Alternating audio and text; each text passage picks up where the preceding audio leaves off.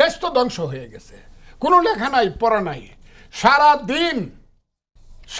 দিন ভাত খাইতে পারি না, রাত্রে ঘুমাইতে পারি না।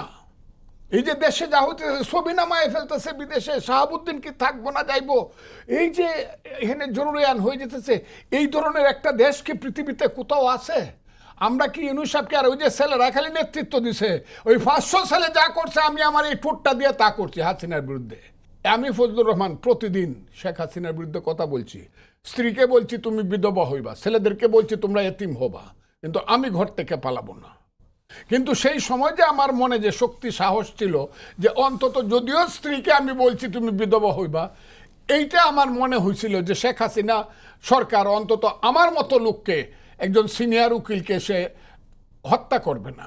কিন্তু এখন আমার প্রতি মুহূর্তে মনে হয় সরকারের পক্ষ থেকে এবং এই ছেলেদের পক্ষ থেকে এবং জামাত এবং শিবিরের পক্ষ থেকে এবং ওই যে ইউটিউবার বৈশা থাকে ফ্রান্সে, তার পাশে বসে একজন বলছে ফজলুর রহমানকে হত্যা করা এখন ফরজ হয়ে গেছে, আর ছেলেরা বলছে তার উপরে মব জাস্টিস চলবে। মব জাস্টিস মানে আমার মৃত্যু।